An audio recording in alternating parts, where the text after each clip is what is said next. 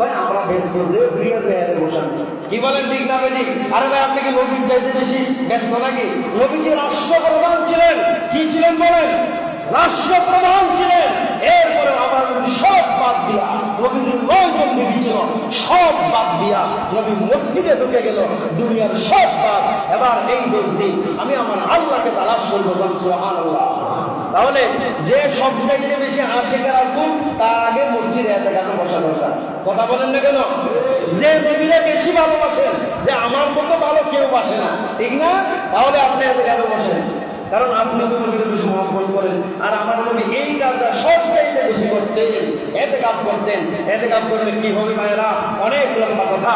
আমার নবী সাল্লাল্লাহু আলাইহি ওয়াসাল্লাম বলেন, কেউ যদি এতেকাফ করে, একদিন এতেকাফ করে, তার কাছ থেকে 3 খন্দক দূরে চলে যায় জাহান্নাম। সুবহানাল্লাহ। যে খন্দকটা কি হুজুর? খন্দক হলো, এক খন্দক হলো দুনিয়া থেকে প্রথম আসমান। সুবহানাল্লাহ বলে। দুনিয়া থেকে প্রথম আসমান কত দূরত্ব? 500 বছরের রাস্তা।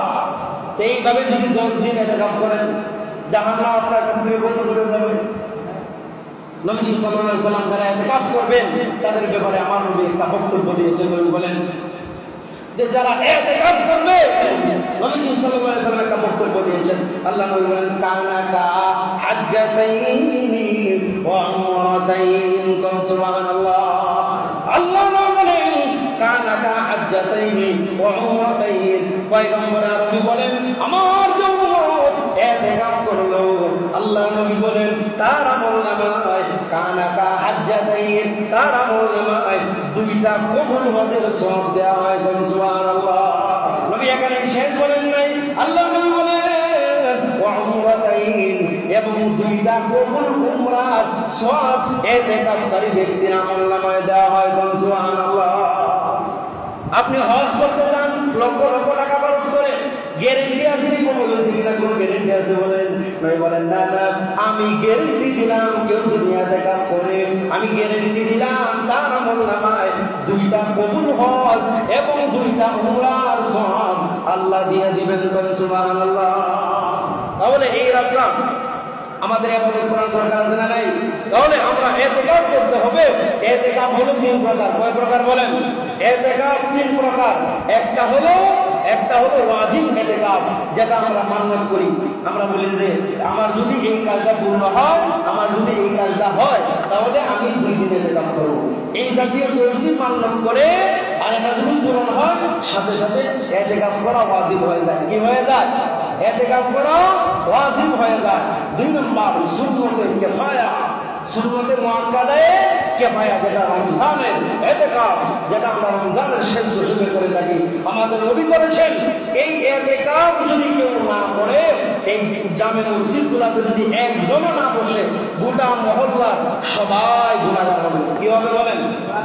একজনও যদি না বসে কি হবে? সবাই গুনাহগার হবে। আবার এইটাও মনে করি না যে 2 জনকে বসায় দিলে মনে আমরা সবাই সওয়াবের ভাগ পাবো না। যে বসে শুধুমাত্র গুনাহ থেকে বাঁচাইছে, সওয়াব শুধু উনিই পাবেন। কি সওয়াব শুধু যিনি বসছেন তিনিই পাবেন। ইতিকাফের ব্যাপারে আপনি যদি কাউকে ভুল করেন, হ্যাঁ যে আমরা তো আসলে কাজে কামে ব্যস্ত, কারণ আপনি তো নবীর থেকে বেশি ব্যস্ত, ঠিক না? নবীর যেতে ব্যস্ত না আপনারা, এই জন্য তো বসার সময় নেই। যে আমি তো বয়ে গেলে ব্যবসা বন্ধ হয়ে যাবে, আমার এই বন্ধ হয়ে যাবে, সেই বন্ধ হয়ে যাবে, তাহলে এখন যদি মারা যান বাকি সব মনে হয় বন্ধ থাকবে না? কথা বলেন না কেন? বন্ধ থাকবে। তাহলে ইতিকাফে কেন বসতেছেন না বলেন? ইতিকাফে আমাদেরকে বসতে হবে। তাহলে ইতিকাফকারী ব্যক্তিকে জোর করে বসানো যাবে না, কাউকে টাকা পয়সা দিয়ে বসানো যাবে না, কাউকে বিভিন্ন রূপ দেখায়া যদি ইতিকাফে বসায়, তাহলে ডাবল গুনাহগার হবে। কি হবে বলেন? তাহলে আরো বেশি পরিমাণে কি দ্বিগুণ গুনাহগার হবে সবাই। এই জন্য স্বেচ্ছায়, এখানে কোনো ভাই আছেন যে ইতিকাফে বসবেন আমাদের মসজিদে? আছেন কেউ? দেখি হাত উঠান, আল্লাহকে হাতটা দেখান। আছেন কেউ যে ইতিকাফে বসবেন? একটু চিন্তা করেন, এই মুহূর্তে যদি মারা যান, দুনিয়ার সব চালু রাখবে। যে ব্যবসায় বসেন, ব্যবসা থাকবে, বাড়ি থাকবে, সন্তান থাকবে, সব থাকবে, আপনি শুধু থাকবেন কবরে। কখনো আমরা চিন্তা করি না। তাহলে কেউ নাই নাকি? সবাই ইনশাআল্লাহ একটু পরামর্শ করুন বাড়িতে যায়। আমাদের আরো সময় আছে ইনশাআল্লাহ। আমরা 20শে রমজান সূর্য অস্ত যাওয়ার আগে আমরা ইনশাআল্লাহ মসজিদে প্রবেশ করবো।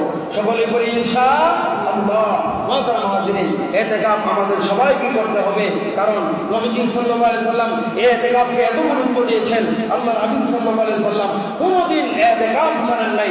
নবীজি ইতিকাফকে এত গুরুত্ব দিতেন, এর কারণ হলো রমজানের মধ্যে একটা রাত রয়েছে, সেটা হলো কদরের রাত। নবীজির জীবনে কোনো গুনাহ আছে নাকি? আগে পরে কোনো গুনাহ আছে? তাহলে নবী এই রাত্রে কেন বুঝে? নবী জানে এই রাতের কত দাম। নবীজি এই রাতের কথা বলতে চাইছিল। নবীজি একদিন বের হয়েছে, সাহাবীদেরকে গিয়ে বলবেন যে শবে কদরটা কোন রাতে। দুইজন লোক ঝগড়া লাগছে, ঝগড়া লাগার কারণে নবীজি ভুলে গেছে। নবীজি কি আসলে ভুলে গেছে না আল্লাহ ভুলাইছে? জোরে বলেন, কে ভুলাইছে? আরে দামি জিনিস তো গোপনে রাখে, কি বলেন ঠিক না বেঠিক? না, দামি জিনিস সব মানুষের সামনে রেখে দেন। স্বর্ণ কেউ দেখছেন রাস্তার মধ্যে তুলে দেন, ঘরের বারান্দায় দেন, এরকম নেই। এই জন্য আল্লাহ দামি রাতটাকে গোপনে রাখছে, এর কারণ হলো মানুষ যাতে গুরুত্ব দেয়। এই জন্য আমরা মনে করি শুধুমাত্র 27শে রমজান হলো কি শবে কদর, ঠিক না? আমার মনে হয় বাংলাদেশে সবচেয়ে বেশি মুসল্লির শবে কদর, শবে কদর। আর এই দুই রাইতে সবচেয়ে বেশি জুতা চলে যায়, কি বলেন ঠিক না বেটি? ঠিক না?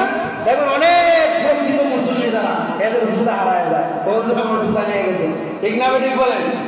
কারণ এই দিনে সবাই মুসল্লি হয়ে যাচ্ছে মাথা দিয়া। আসলে কি এই দিন সবে হলো বলতে পারবেন? হ্যাঁ, এই দিন না, এই দিন না, কেউ বলতে পারবে না এই দিন। এই দিনের কথা অনেকেই বলেছেন, এই জন্য এই রাতটাকে আমরা গুরুত্ব দেই। তবে আমরা কি করব? শবে কদর পেতে হলে আমাদেরকে 20 তারিখের রমজানের দিবাগত রাত্র, অর্থাৎ 21 তারিখের রাত্রটা কি প্রথম দিন কোন দিন বুঝবো বলেন? 21 তারিখের রাত্র। 20 রমজান যেদিন চলে যায়, এরপরে যে রাত আসে, এই রাত্রে কমপক্ষে করে 2 রাকাত নামাজ পড়েন না, জানলাম শবে কদরের উদ্দেশ্যে এই 2 রাকাত নামাজ পড়লাম, আমার কপালে দিয়ে দিও। যদি এই রাতটা হয়েই থাকে, আল্লাহ কমপক্ষে 83 বছর 4 মাস ইবাদতের সওয়াব আপনার আমল নামায় দিবেন। সুবহানাল্লাহ বলেন না? এরপরে আমরা কোন দিন বুঝবো? 23 তারিখের রাতে। কোন দিন? 23 তারিখ। এরপরে বুঝবো 25 তারিখের রাতে। কোন দিন? 25। এরপরে 27-এর রাত্রিতে, এরপরে 29-এর রাত্রিতে। এই বেজুর রাতগুলা আমরা সবাই লাইলাতুল কদর বুঝবো। সকলেই বলেন ইনশাআল্লাহ। এরপরে আরেকটা আমল আমি আপনাদেরকে বলে দিই। সৌদি আরবের অনেক বড় একজন স্কলার, উনি এক চমৎকার একটা কথা লিখছেন। উনি বলেন, কেউ যদি রমজানের বেজুর রাত্রিগুলাতে, বেজুর রাত্রিগুলাতে, দিনের বেলা না, রাতের বেলা, কিসের বেলা? শুধু রাতের বেলা বেজুর রাত্রিগুলাতে যদি কমপক্ষে 1 টাকা, কত টাকা? এই সবাই আমল শুনেন, কমপক্ষে কত টাকা? 1 টাকা বেজুর রাত্রিগুলাতে। মনে করেন মসজিদে এসে দান করলেন, অথবা গরিব আরো বেশি তো আপনাদের ক্ষমতা আছে, ঠিক না? আমি মনে কমপক্ষে বললাম আর কি, 1 টাকা যদি মসজিদে দেন, উনি বলেন এই রাতটা যদি শবে কদর হয়, 83 বছর দান করার সওয়াব আল্লাহ আপনার আমল নামায় দিবেন। সুবহানাল্লাহ। তাহলে এই রাত্রে পারবেন না 5 টাকা 10 টাকা গরিবরে মসজিদে দান করতে পারবেন না? এই বেজুর রাত্রিগুলোতে আমলটা মনে রাখবেন। সকলে বলেন ইনশাআল্লাহ।